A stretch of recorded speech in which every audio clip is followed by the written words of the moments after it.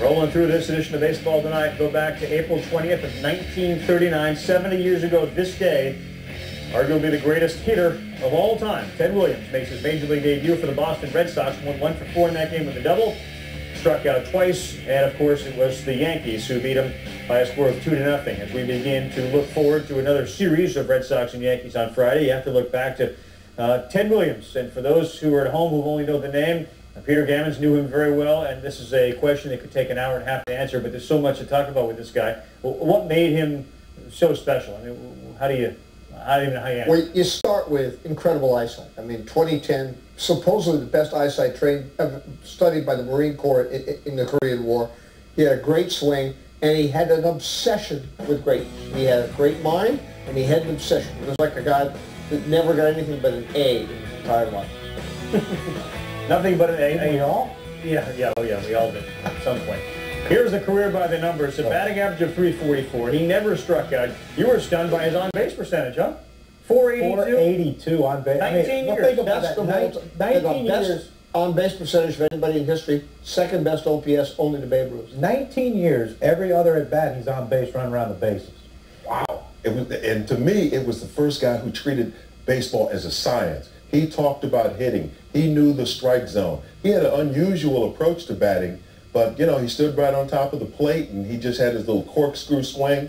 They had the shift on him, but he was successful. He was just the greatest hitter of our time, anytime. Let's bring him to the present, and let's do what you do with guys now. Break down Ted Williams' swing. Well, perfect. I mean, that's pretty easy. Well, it is, though, Carl. I mean, he had everything. The thing I like about him is his hands. He kept them low, but he got a bounce on them. When he got a bounce, they came up a little bit. Not as high as a lot of guys. They didn't come up to the shoulder, maybe to the armpit area. Not as high as a lot of guys. But look at the front foot, how close it is to home plate. You knew he was sitting and spinning on everything, trying to hook the ball. Most hitters, that's deadly, but to him, with his long arms and the fact he had that great wingspan, he could reach that outside pitch and hook it to right field, hit it out of the ballpark. But he stepped in the bucket a little bit. He did everything that you would look at and say, you know, the hitters of today, a lot of these kids that go get lessons, don't do it that way. That's wrong. Ted Williams proved it's right. No question about it. And again, he was the last guy to ever hit 400 in a season, batted .406.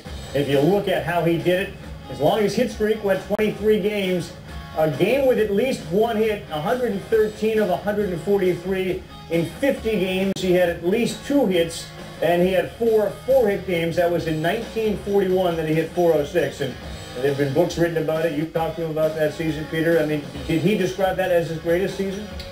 Well, yeah, because when I asked him, I said, isn't it greater to hit 388 at the age of 39? Right. He said, no. He said, my bat speed wasn't as great, and I hit a lot of balls to left center because I was late, so I was lucky. 388. Hit it to left center late. We should all be so lucky. Right.